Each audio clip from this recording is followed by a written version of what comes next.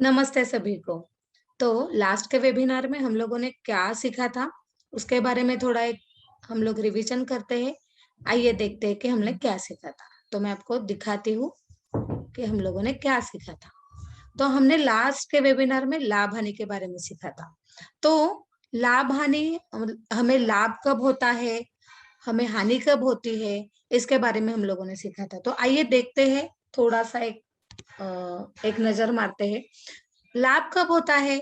तो देखिए यहाँ पे क्या लिखा है, लाभ हमें कब होगा, जब विक्रय मूल्य क्रय मूल्य से बड़ा हो, तब हमें क्या होता है, लाभ होता है। यानी कि कोई भी वस्तु को हम खरीदी कीमत समझो 2 रुपए है और हम लोगों ने वो 5 रुपए में बेची, तो हमें क्या होगा, लाभ होगा। तो इसका मतलब ये है कि विक्रय मूल्य क्या है, बड़ा है। किससे बड़ा है? क्रय मूल्य से। तो हमें क्या होने वाला है, लाभ होने वाला है। ठीक है। तो लास्ट वेबिनार में हम लोगों ने ये देखा था कि लाभ का सूत्र क्या है, उसका फॉर्मूला क्या है, ये भी हम लोगों ने देखा था। तो आप ही लोगों ने बताया था कि लाभ बराबर, अगर हम विक्रय मूल्य में से क्रय मूल्य को माइनस करेंगे, घटाएंगे, तो हमें उस वस्तु पर कितना लाभ हुआ है वो हम निकाल सकते हैं। ठीक है। तो ये हो गया लाभ के बारे में। अभी हानि, हानि कब होगी हमें? तो सिंपल है। हानि कब होगी? जब हमने एक आध वस्तु हम लोगों ने समझो कि 5 रुपए में खरीदी है और उसको हम लोगों ने 3 रुपए में बेची है, तो ऑफ कोर्स हमें क्या होने वाली है, हानि होने वाली है। तो यही लिखा है यहाँ पे। हानि कब होगी? तो जब विक्रय मूल्य क्या हो, क्रय मूल्य से छोटा हो, तब हमें क्या होने वाली है, हानि होने वाली है। तो यहाँ पे देखो लिखा भी है, विक्रय मूल्य क्या है, छोटा है। किससे? क्रय मूल्य से। तब क्या होगी, हानि। और ये हानि का सूत्र है, हानि बराबर क्रय मूल्य माइनस विक्रय मूल्य। तो ये हम लोगों ने लास्ट के इसमें देखा था। तो थोड़ा सा हमने इसको और रिवाइज किया ताकि आपको याद हो जाए। और क्या सीखा था हम लोगों ने? हाँ, तो लाभ तथा हानि प्रतिशत कैसे निकालेंगे। मतलब कि कोई एक सवाल दिया है और हमें पूछा है कि इस व्यवहार में हुए लाभ या प्रतिशत की गणना कीजिए। तो ये भी बहुत सिंपल फॉर्मूला है, जैसे कि हम लोगों ने लास्ट में देखा था, वेबिनार में सीखा भी था। तो प्रतिशत लाभ यानी कि क्या होगा कि लाभ गुने 100, लाभ गुने 100 बटे क्रय मूल्य। ठीक है। और अगर हम प्रतिशत हानि निकालेंगे तो सेम है, यहाँ पे हानि, यहाँ पे सिर्फ लाभ की जगह पे क्या होने वाला है, हानि लिखेंगे, गुने 100 और बटे क्रय मूल्य। तो इस तरीके से हम लोगों ने लास्ट के वेबिनार में सीखा था। अभी हम आज के वेबिनार के लिए एक नया टॉपिक सीखने वाले हैं, जिसका नाम है भाजकता की कसौटियां। तो भाजकता की कसौटियां क्या है? तो हमने इसके पहले वाला जो सेकंड वेबिनार था, उसमें हम लोगों ने क्या सीखा था, सम और विषम संख्याओं के बारे में सीखा था, है ना। तब मैंने आपको 2 का पहाड़ा आता है क्या, ऐसे भी पूछा था आपको, तो आपने बताया भी था। तो पहाड़ा तो सभी को आता होगा, हमें तो कम से कम 2 से 10 तक तो पहाड़ा आना ही चाहिए। ठीक है। तो अभी मैंने अगर कोई भी संख्या यहाँ पे लिख दी, तो क्या आप बता सकते हैं कि वो संख्या को कौन कौन सी संख्या से भाग जाएगा, या वो जो संख्या दी है वो कौन से पहाड़े में आती है, ये आप बता सकते हो? तो इसके लिए हमें देखना पड़ेगा कि उसके लिए क्या रूल्स है, क्या है, वो आज के वेबिनार में हम लोग सीखने वाले हैं। तो चलो देखते हैं। आइए देखते हैं कि अभी मैं यहाँ पे कुछ संख्या लिखती हूँ और आप बताइए कि ये संख्याओं को कौन कौन सी संख्या से भाग जाएगा। तो हम पहले देखेंगे कि दी हुई संख्या को 2 से भाग जाता है या नहीं। ठीक है। मैं यहाँ पे लिखती हूँ,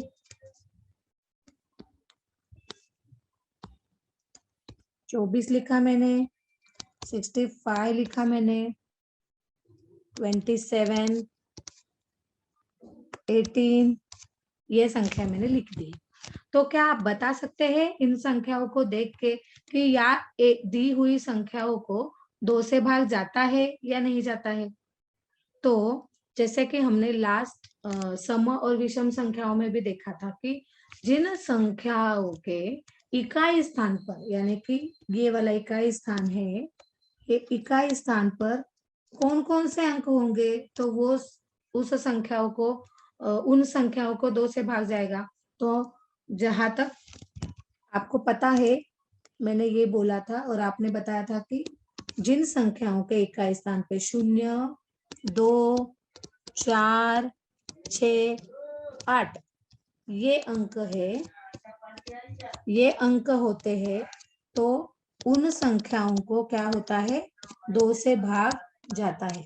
2 से भाग जाता है ना, कि 2 से पूरा पूरा भाग जाना चाहिए, 2 से पूरा पूरा भाग जाना चाहिए। ठीक है, तो अभी हम क्या इनके इकाई स्थान देख के बता सकते हैं क्या कि दी हुई संख्याओं को 2 से भाग जाता है या नहीं। ठीक है, तो अभी ये 24 को हम लोग लेंगे, तो 24 को हम लोग देखते हैं कि 24 के इकाई स्थान पे कौन सा अंक है, तो इस 24 के इकाई स्थान पे कौन सा अंक है, तो 4 है।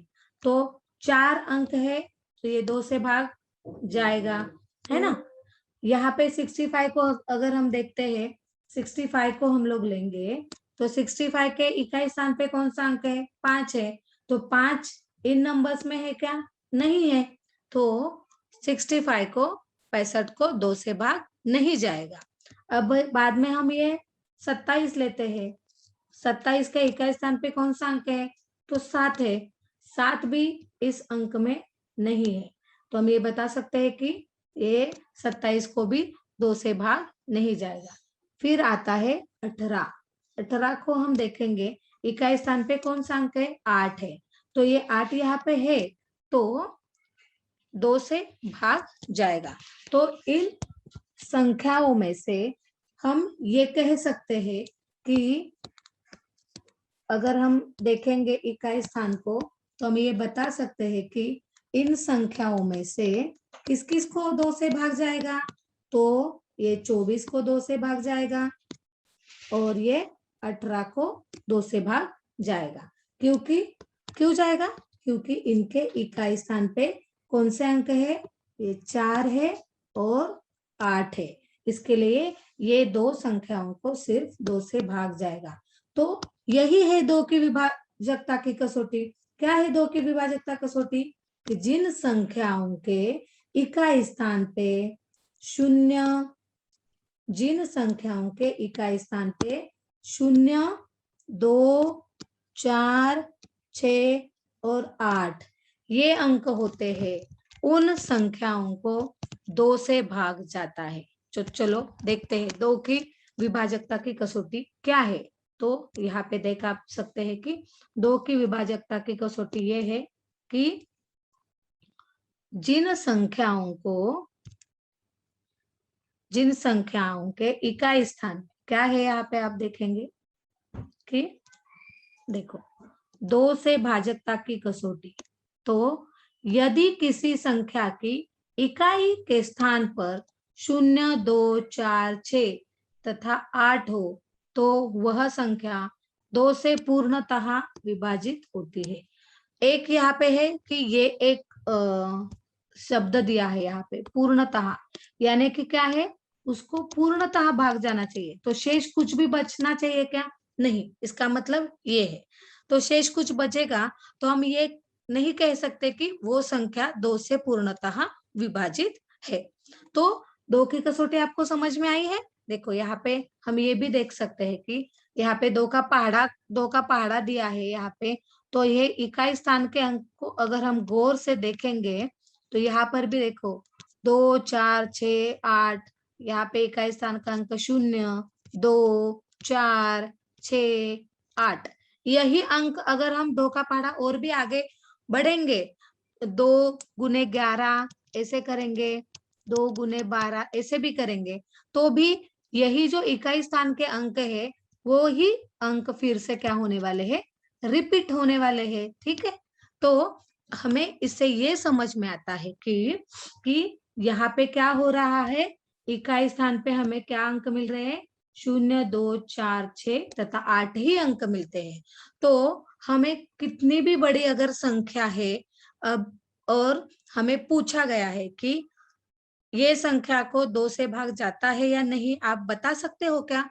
तो यस, हम डेफिनेटली बता सकते हैं कि उस संख्या को 2 से भाग जाता है या नहीं। चलो अभी और एक बड़ी संख्या लेके देखते हैं कि उसको 2 से भाग जाता है या नहीं जाता है। ठीक है, तो आइए देखते हैं। मैंने लिखा 4513। इस संख्या का अगर हम विचार करेंगे तो अभी यहाँ पे इकाई स्थान पे कौन सा अंक है? 3 अंक है। तो हम लोगों ने क्या देखा था कि कौन कौन से अंक होने चाहिए यहाँ पे? तो 0, 2, 4, 6, 8 ये अंक होने चाहिए। लेकिन यहाँ के इकाई स्थान पे तो 3 अंक है, तो ये 2 से भाग जाएगी कि नहीं जाएगी? तो ये 2 से विभाजित नहीं है, ऐसा हम कह सकते हैं। इसको हमें हर बार भाग देने की जरूरत है क्या? नहीं है। तो 2 से विभाजित नहीं है। ठीक है, और एक अंक लेके देखेंगे हम लोग कि वो 2 से विभाजित है या नहीं। तो 7540 ये संख्या है। अभी इसके इकाई स्थान को हम देखेंगे तो इकाई स्थान क्या है? 0 है। तो इसमें ये जो हमने यहाँ पे देखा था कि क्या है हमारी कंडीशन कि इकाई स्थान पे क्या अंक होने चाहिए? ये अंक होने चाहिए। तो इसमें 0 है क्या? यस, यहाँ पे मुझे 0 दिखाई दे रहा है। तो ये संख्या 2 से विभाजित है या नहीं?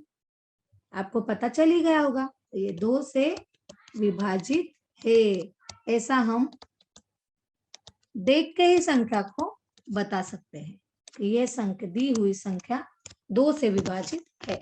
तो ये वाली हो गई 2 की भाजकता की कसौटी। आपको समझ में आई होगी 2 की भाजकता की कसौटी किसे कहते हैं। अभी हम जाएंगे अगला 3 की भाजकता की कसौटी। ठीक है, तो 3 की भाजकता की कसौटी क्या है वो अभी हम लोग देखेंगे यहाँ पे। तो 3 से भाजकता की कसौटी, 3 से भाजकता की कसौटी यानी कि क्या कि कौन से नंबर को हम ऐसे देखते ही पता चलेगा कि वो 3 से भाग जाएगा कि नहीं जाएगा, है ना। तो 3 से भाजकता की कसौटी, तो क्या है 3 से भाजकता की कसौटी? तो चलो देखते हैं।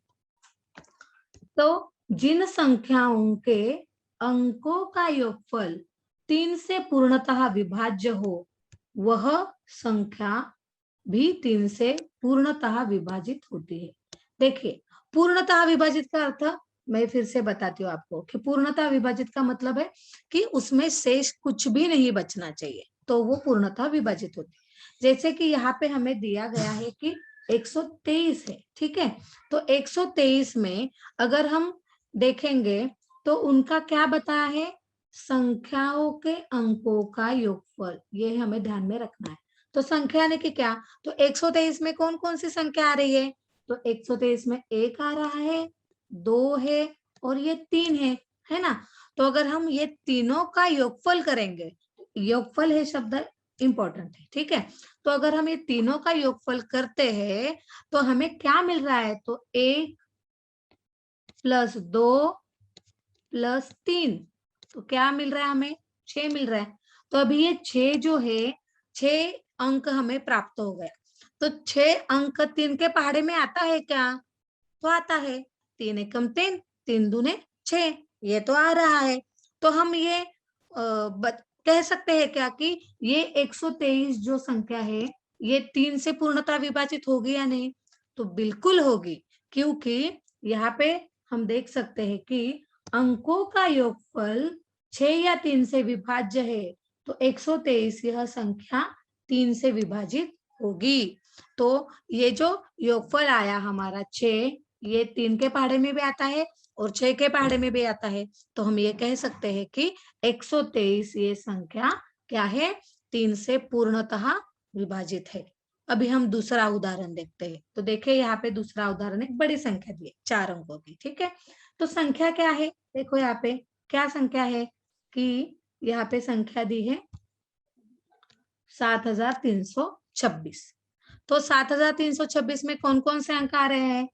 तो ये 7 है, +3 +2 +6 है ना। इसका अगर हम काउंट करेंगे 7 + 3 10, 10 और 2 12, 12 और 6 18। तो इसका योग कितना आ रहा है? 18 आ रहा है। तो अभी हम देखेंगे कि ये जो 18 है वो 3 के पहाड़े में आ रहा है क्या? तो आ रहा है। 3 एकम 3, 3 दूने 6, 3 त्रिक 9, 3 पच्चे 15, 3 6 18। और ये अगर 3 के पहाड़े में इसका योगफल आ रहा है तो ये 7326 जो संख्या है वो 3 से पूर्णतः विभाजित है, ऐसा हम कह सकते हैं। ठीक है, तो ये हो गई हमारी 3 की भाजकता की कसौटी। तो हम ये 3 की भाजकता की कसौटी फिर से देखेंगे क्या है कि 3 की भाजकता की कसौटी आपको समझ में आई? यस, आपको आ ही गई होगी। तो फिर से हम देखते हैं 3 की भाजकता की कसौटी क्या है। तो ऐसा कह सकते हैं कि हम कि जिन संख्याओं के अंकों का योगफल, अंकों का योगफल मतलब एक एक अंक को हम ऐड करेंगे, उसका योगफल करेंगे, उसको जोड़ेंगे, तो वो योगफल 3 से पूर्णतः विभाज्य हो तो वह संख्या 3 से पूर्णतः विभाजित होती है, जैसे कि यहाँ पे उदाहरण में दिखाया है। ठीक है, तो चलो हम एक और संख्या लेके देखते हैं कि वो 3 से विभाजित है या नहीं है। ठीक है, तो अभी हम देखेंगे।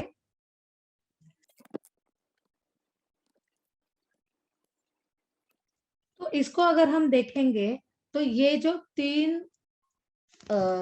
ये जो संख्याएं दी है इसमें कितने अंक है? तो 4 अंक है। तो पहले तो हमें क्या करना है? ये 4 अंकों को क्या करना है? जोड़ना है ना? जोड़ने के बाद हमें पता चलेगा कि इसका योगफल कितना आ रहा है। तो अगर हम इसको जोड़ेंगे तो इसमें पहला अंक क्या आ रहा है? 3, जिसको मैं लिखूंगी 3, प्लस दूसरा अंक है 6, 3 प्लस 6, प्लस तीसरा अंक है 9, तो 9 लिखा मैंने, प्लस 3 है। ठीक है, तो मैं इसको जोड़ूंगी तो कितना आएगा?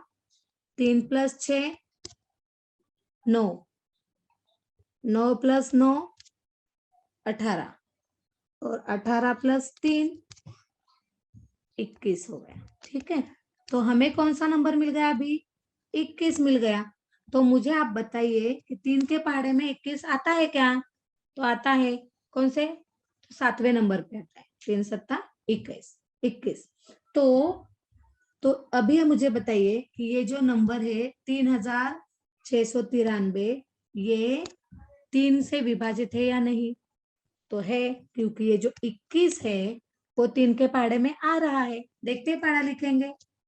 3 6 9 12 15 18 और 21। तो ये देखो यहाँ पे 21 आ रहा है, तो 3 के पहाड़े में 21 आ रहा है। तो हम ये कह सकते हैं कि ये संख्या को, दी गई संख्या जो है वो 3 से विभाजित है ना? और एक उदाहरण देके हम समझने की कोशिश करते हैं। अभी देखिए, दूसरा एक नंबर लेते हैं।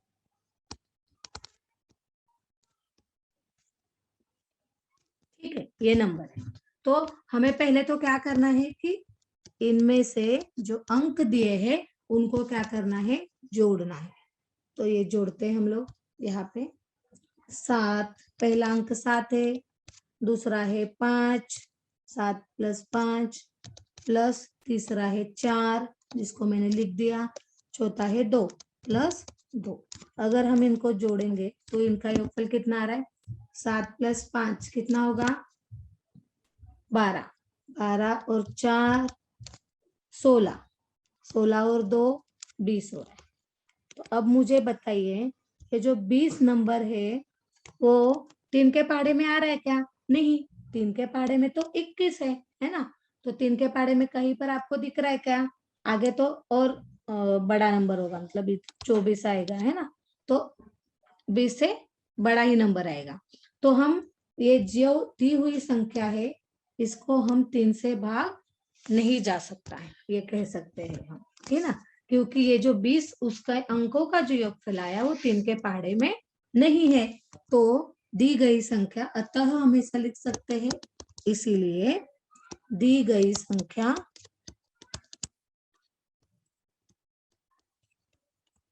संख्या 3 से विभाजित नहीं है।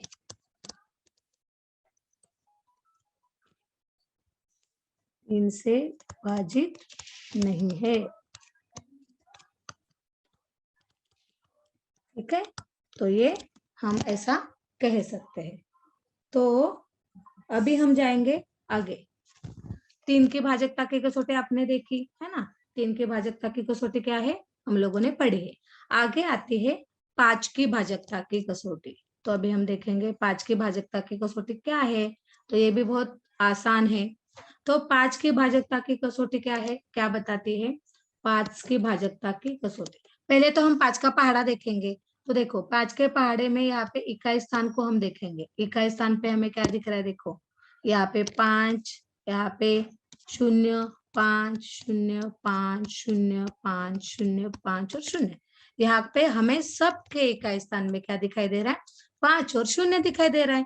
तो हम फिर से यहाँ पे देखते हैं कि 5 से भाजकता की कसौटी 2 की कसौटी की तरह है, सेम टू सेम। तो देखो 5 का पहाड़ा तो हम लोगों ने देखा। तो यहाँ पे इकाई स्थान पे हमें क्या दिखाई दे रहा है, तो 0 तथा 5 दिखाई दे रहा है। तो ये संख्या क्या होगी, पूर्णतः विभाजित होगी, किसे, 5 से। यानी कि हम ये कह सकते हैं कि जब हम 5 के पहाड़े को देखते हैं तब इसमें इकाई स्थान के अंक में हमें एक पैटर्न दिखाई देता है। और वो पैटर्न क्या है कि ये अंक क्या है, 0 तथा 5 है। कहाँ के, तो इकाई स्थान के। ये हमें ध्यान में रखना है बिल्कुल कि इकाई स्थान के अंक में क्या होने चाहिए, 0 तथा 5 ही है, इससे अलग कुछ भी नहीं है ना। तो इकाई स्थान में अगर 0 तथा 5 ये अंक अगर दिखाई दिए हमें, तो समझ लेना है कि उस संख्या को 5 से भाग जाना ही है ना। तो जैसे कि हम यहाँ पे देखेंगे कि जो संख्या हमें दी है यहाँ पे कौन सी है, 115। ये 5 से पूर्णतः विभाजित होगी या नहीं, तो आप बता सकते हैं क्या। तो यहाँ पे देखिए इकाई स्थान पे कौन सा अंक है, 5 है। तो जैसे कि हमारी कसौटी क्या बता रही है कि इकाई स्थान में कौन से अंक होने चाहिए, 0 नहीं तो 5 है ना। तो यहाँ पे 5 है, तो हम बता सकते हैं कि यह 115 को 5 से पूर्णतः भाग जाएगा, है ना। या ऐसा भी कह सकते हैं कि 115 ये संख्या है वो 5 से पूर्णतः विभाजित होगी, ऐसा हम कह सकते हैं। ठीक है, तो यहाँ पे देखो फिर से एक संख्या दी है, क्या है, 700। 700 जो संख्या है उसके इकाई स्थान में कौन सा अंक है, तो ये 7, 0 है ना। तो 0 हमारा यहाँ पे है, तो 0 भी है तो भी भाग जाएगा 5 से। तो हम ऐसा कह सकते हैं कि जो संख्या 700 दी है वो भी 5 से पूर्णतः विभाजित है, ऐसा हम कह सकते हैं। अभी देखो ये एक और बड़ी संख्या यहाँ पे आ गई है ना। तो ये जो दिख रही है आपको संख्या, या 5 से पूर्णतः विभाजित होगी या नहीं, बताइए। तो देखो सबसे पहले तो हम कोई भी संख्या देगी हमें सामने होगी हमारे, तो हम उसका इकाई स्थान देखेंगे। तो इसका इकाई स्थान क्या है, 2 है।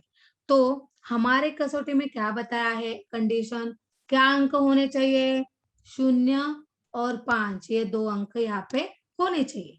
तो आप बताइए मुझे, क्या यहाँ पर इकाई स्थान में 0, 5 है क्या, नहीं ये 2 है। तो हमारी कंडीशन क्या है, 0 तथा 5 होने चाहिए, तो 2 है। तो दी गई जो संख्या है ये 5 से विभाजित नहीं है ना। तो होगी क्या, नहीं होगी, क्योंकि उसके इकाई स्थान में क्या है, 2 है ना। तो देखो यहाँ पे उसका एक्सप्लेनेशन भी लिखा है, वो संख्या क्या है जो 0 और 5 दिखाई दे रहा है। तो देखो यहाँ पे हमें एक संख्या छोड़ के हमें क्या क्या दिखाई दे रहा है, 0 है, 5 है, 0 है, 5 है। लेकिन हमें वो देखना नहीं, हमें क्या देखना है, केवल इकाई स्थान को ही देखना है। बीच में अगर 0, 5 आपको दिखाई देता है कहीं पर भी, तो उसको ध्यान में रखना है क्या, नहीं। इकाई स्थान पे 0 और 5 है क्या, यही देखना है। अगर इकाई स्थान पे 0 और 5 होगा तो ही उस संख्या को 5 से भाग जाएगा, अन्यथा नहीं जाएगा। तो 5 की भाजकता की कसौटी देखो, फिर से हम देखते हैं यहाँ पे कि 5 से भाजकता की कसौटी क्या है। तो यदि किसी संख्या के इकाई के स्थान पर 0 या 5 हो तो वह संख्या 5 से पूर्णतः विभाजित होगी। ये है 5 की विभाजकता की कसौटी। ठीक है, आपको समझ में आया। आइए फिर से और दो संख्याओं को हम देखते हैं और बताते हैं कि 5 से विभाजित है या नहीं है। तो देखते हैं।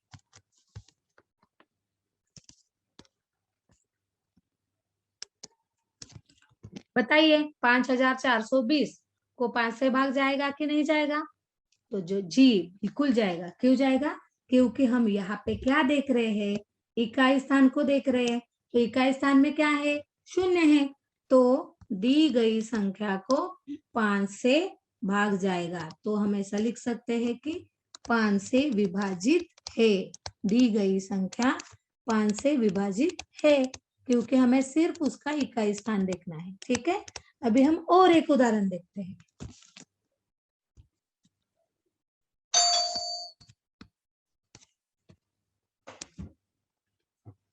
अभी ये जो संख्या दी है वो 5 से विभाजित है कि नहीं वो देखिए। तो इसका हम पहले क्या देखेंगे? इकाई स्थान देखेंगे। तो इकाई स्थान में क्या है? यहाँ पे 4 है ना। तो इकाई स्थान में 4 है, तो दी गई संख्या 5 से विभाजित होगी क्या? नहीं होगी, क्योंकि हमारी कंडीशन ही क्या है कि दी गई संख्या के इकाई स्थान में क्या होना चाहिए? 0 नहीं तो 5 होना चाहिए, लेकिन यहाँ पे 4 है। तो हम लिखेंगे कि दी गई संख्या 5 से विभाजित नहीं है।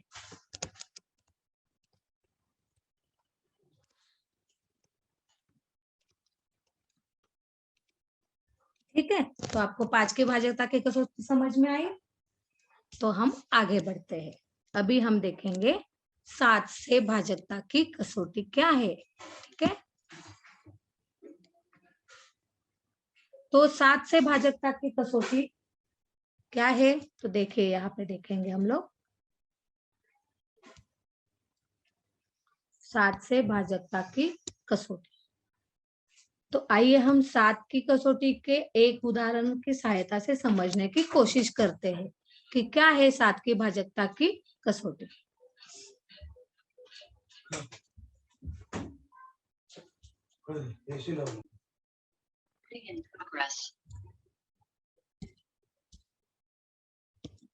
तो अभी हम 7 की भाजकता की कसौटी को समझने की कोशिश करते हैं। आइए देखते हैं कि एक संख्या दी गई है हमें 1365। ये संख्या 7 से पूर्ण विभाजित है या नहीं, ये एक सवाल है हमें। तो अभी हमें देखना है कि दी गई संख्या 7 से विभाजित है या नहीं, यानी कि 1365 को 7 से भाग जाता है या नहीं, ये हमें देखना है। ठीक है, तो यहाँ पे क्या दिया है देखो, 1365 ये संख्या है। तो इकाई स्थान का अंक को निकालेंगे और उसे दुगना कर लेते हैं।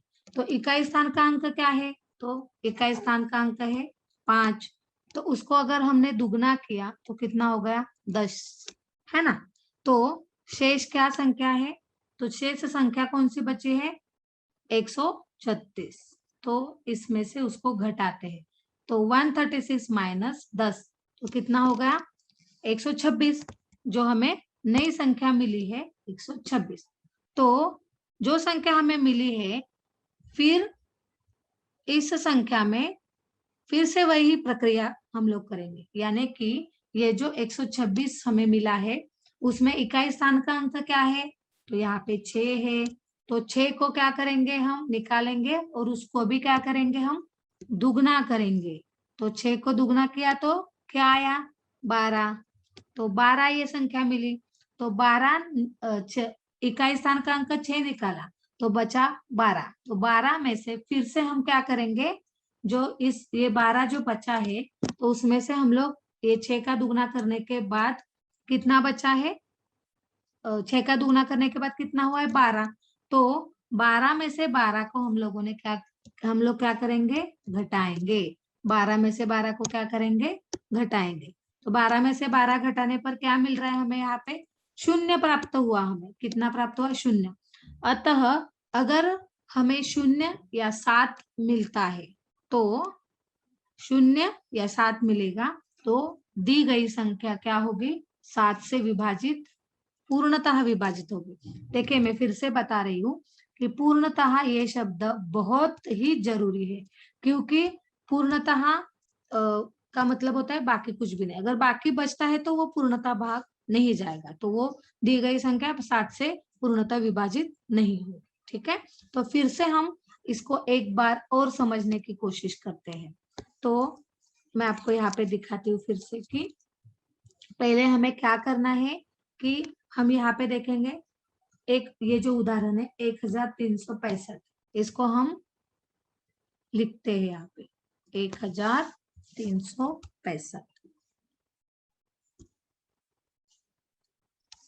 1365। यही उदाहरण हम लोग फिर से समझने की कोशिश करेंगे। दिया क्या था हमें कि पहले तो हमें क्या करना है, ये जो इकाई स्थान का जो अंक है उसको क्या करना है? दुगना करना है। देखो स्टेप याद रखो आप। तो 5 गुने 2, इसको दुगना करने पर कितना मिला? 10 मिला। ये जो हमें 10 मिला है इसको क्या करना है? जो बची हुई संख्या है 136, इसमें से क्या करना है? माइनस करना है 10 को। तो 136 माइनस 10 करेंगे तो क्या बचा हमारे पास? 126, 126। अभी फिर से हमें यहाँ पे क्या करना है? फिर से इसका इकाई स्थान देखना है। तो इकाई स्थान का अंक क्या है? तो 6 है। तो फिर इसको क्या करेंगे? हम फिर से दुगना करेंगे। इस 6 को क्या करना है? 6 को फिर से दुगना करना है। तो 6 गुने 2, तो कितना बचा? सॉरी कितना हो गया? 12। 6 गुने 12 हो गया। और यहाँ पे कौन सा बचा नंबर? 12 बचा। तो ये जो 12 बची हुई जो संख्या है 12, इसमें से दुगना करने पर कौन सा नंबर मिला है हमें? तो 12 नंबर मिला है। तो 12 में से 12 को हम घटाते हैं तो यहाँ पे हमें शेषफल कितना मिल रहा है? 0 मिल रहा है।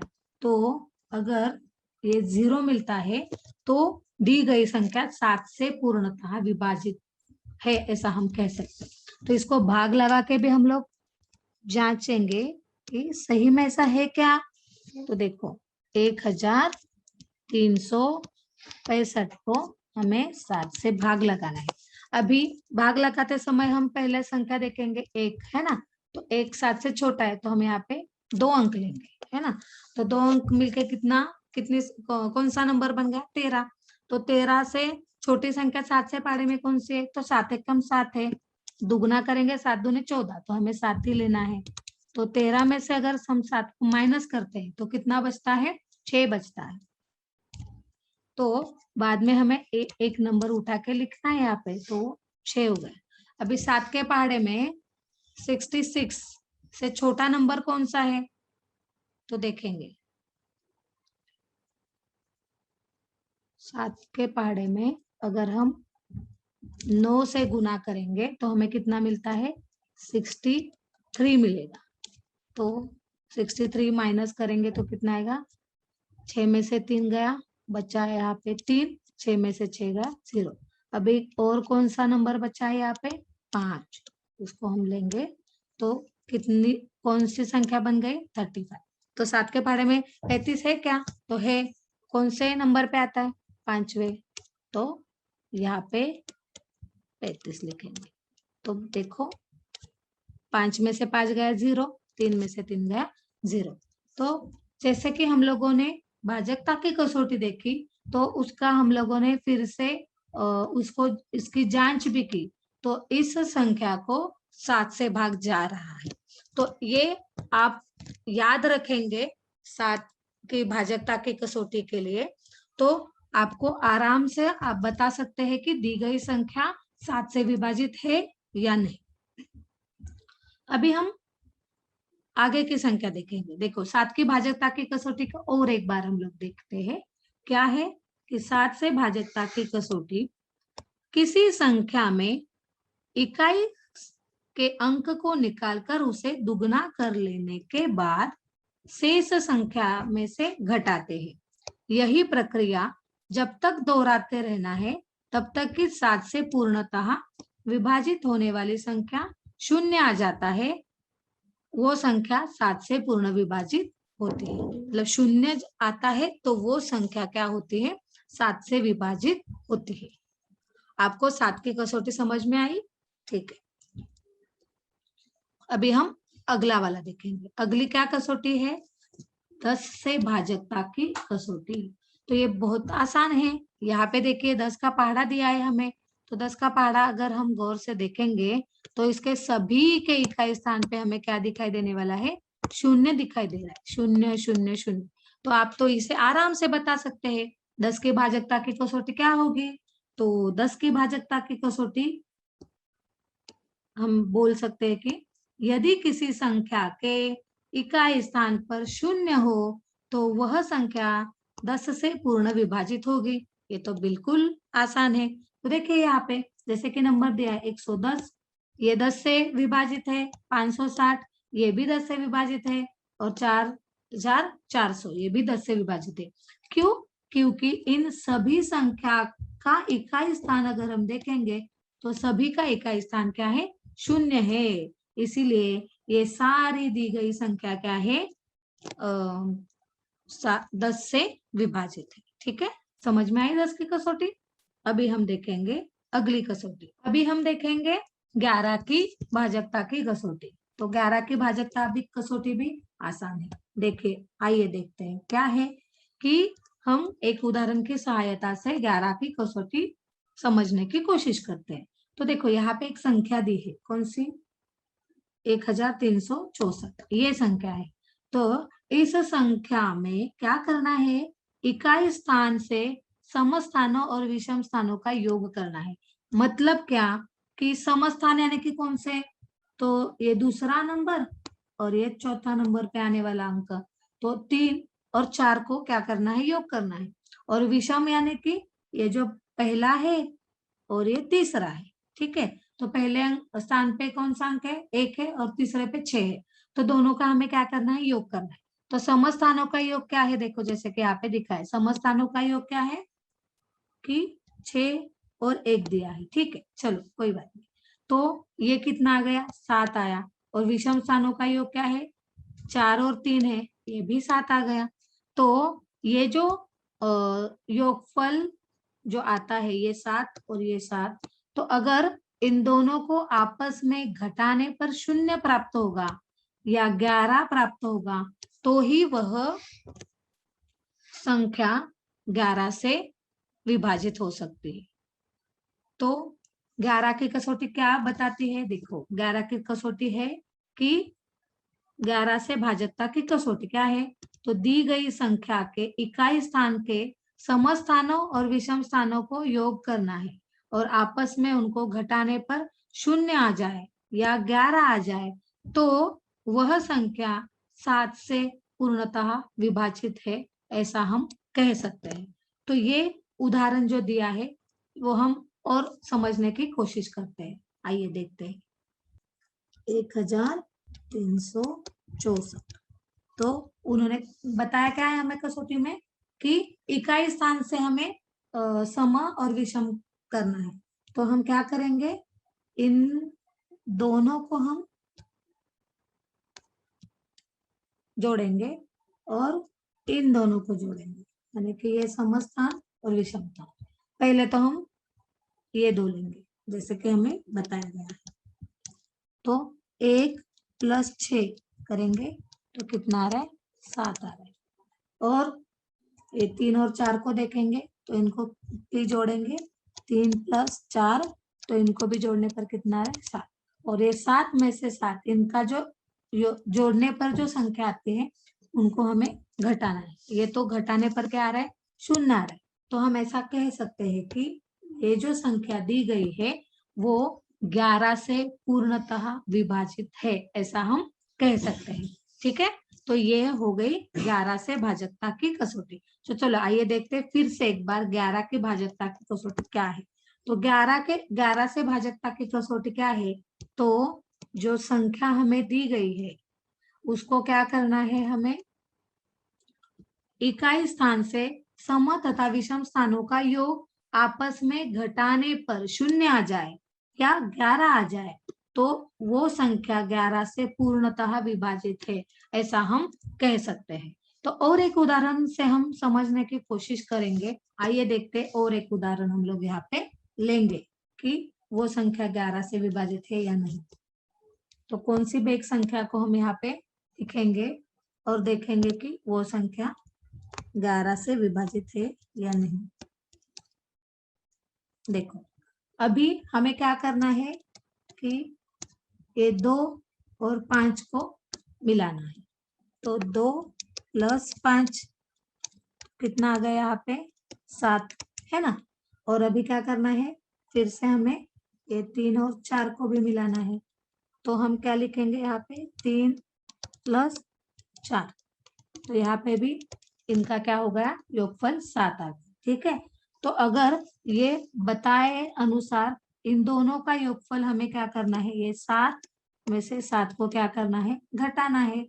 तो इसीलिए जो योगफल आएगा 7 - 7, इसको हम घटाएंगे तो यहाँ पे क्या मिल रहा है, हमें 0 मिल रहा है। तो 0 या 11 अगर हमें मिलता है तो हम ये कह सकते हैं कि दी गई संख्या 11 से विभाजित है, पूर्णतः विभाजित है। ये शब्द को बिल्कुल नहीं भूलना। तो मैं ऐसा कह सकती हूँ क्या, 4532 ये संख्या 11 से विभाजित है। क्यों है, क्योंकि इनका अगर हम सम और विषम संख्याओं का और स्थान का क्या किया, योगफल किया और उनको घटाया तो यहाँ पे क्या मिला है, हमें 0 मिला है। तो 11 से विभाजित है, ऐसा हम कह सकते हैं। चलो और एक उदाहरण हम लोग देखते हैं आपको समझने के लिए। ठीक है, तो नंबर क्या है, 6532 है। तो जैसे कि हमें बोला गया था कि पहले हम इकाई स्थान से एक अंक छोड़कर एक को लेंगे। तो पहले क्या है, 2 + 5, 2 + 5 कितना हो गया, 7 हो गया। और फिर से हम दूसरा अंक लेंगे, कौन सा, जो है 3 और 6 को लेंगे। तो दूसरा कौन सा, 3 + 6, तो कितना हो गया, ये 9 हो गया, है ना। तो अभी देखिए कि ये 7 और 9, तो इनको हमें क्या करना है, घटाना है, जैसे कि बताया गया है। तो 9 में से हम 7 को माइनस करते हैं तो यहाँ पे हमें कौन सा नंबर मिलता है, 2, जो कि हमें क्या चाहिए था, 0 या तो 11 चाहिए था। तो ये संख्या जो है, दी गई संख्या, ये 11 से विभाजित है क्या, तो नहीं है। क्यों नहीं है, क्योंकि इनका एक संख्या छोड़कर एक संख्या का योगफल को हम लोगों ने घटाया तो वो 2 आ रहा है, 0 या 11 नहीं आ रहा है। तो दी गई संख्या 11 से विभाजित नहीं है। आपको 11 की कसौटी समझ में आई? तो फिर से एक बार हम लोग देखते हैं क्या दिया है। चलिए फिर से देखते हैं कि आज के वेबिनार में हम लोगों ने क्या क्या सीखा। तो हम लोगों ने पहले तो 2 से भाजकता की कसौटी सीखी। क्या है 2 से भाजकता की कसौटी? तो यदि किसी संख्या के इकाई स्थान पर 0, 2, 4, 6 तथा 8 यह अंक हो तो उस संख्या को 2 से पूर्णतः भाग जाएगा या वह संख्या 2 से पूर्णतः विभाजित है, ऐसा हम कह सकते हैं। तो यह हो गई 2 की भाजकता की कसौटी। अभी 3 से भाजकता की कसौटी क्या है? तो 3 से भाजकता की कसौटी क्या है कि जिन संख्याओं के अंकों का योगफल 3 से पूर्णतः विभाज्य हो वह सभी संख्याओं को 3 से पूरा भाग जाएगा या वह सभी संख्याएं 3 से विभाजित है, ऐसा हम कह सकते हैं। अभी तीसरी भाजकता की कसौटी हम लोगों ने कौन सी देखी? तो 5 से भाजकता की कसौटी। 5 से भाजकता की कसौटी बहुत ही आसान है। क्या है कि पहाड़े को अगर हम देखते हैं तो उनके इकाई के स्थान पर क्या होता है, 0 तथा 5 ये अंक हो तो दी गई संख्या 5 से पूर्णतः विभाजित है। अभी ये तो बहुत आसान है। ये हो गई 5 की भाजकता की कसौटी। यदि किसी संख्या के इकाई स्थान पर 0 तथा 5 हो तो वो संख्या 5 से पूर्णतः विभाजित है। अभी 7 से भाजकता की कसौटी को हम लोग देखेंगे फिर से। 7 से भाजकता की कसौटी, किसी संख्या में इकाई स्थान के अंक को निकाल कर अगर हम दुगुना करेंगे तो उसके बाद शेष संख्या में से हम उसको घटाएंगे और ये प्रक्रिया जब तक दोहराएंगे तब तक कि 7 से पूर्णतः विभाजित होने वाली संख्या 0 आ जाता है या 7 आ जाता है, तब वो संख्या क्या है, 7 से पूर्णतः विभाजित है। ये हो गई 7 की कसौटी। अगली के 10 की कसौटी। 10 के तो बहुत आसान है। तो 10 की कसौटी क्या है, 10 से भाजकता की कसौटी। 10 से भाजकता की कसौटी क्या है कि यदि किसी संख्या के इकाई स्थान पर 0 हो तो वह संख्या 10 से पूर्णतः विभाजित होगी। और अब शेष बचती है लास्ट 11 से भाजकता की कसौटी। तो 11 से भाजकता की कसौटी क्या है, तो 11 से भाजकता की कसौटी है कि संख्या में इकाई स्थान में सम तथा विषम स्थान। तो हम ऐसा भी कह सकते हैं कि एक अंक छोड़ के दूसरा अंक, ठीक है, ऐसा भी हम ध्यान में रख सकते हैं। तो उनके योग को हम आपस में घटाएंगे तो 0 आएगा, नहीं तो 11 आएगा।